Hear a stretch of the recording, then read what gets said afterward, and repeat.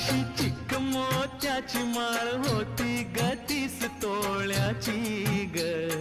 चिक मोत्याची माळ होती ग 30 तोळ्याची ग.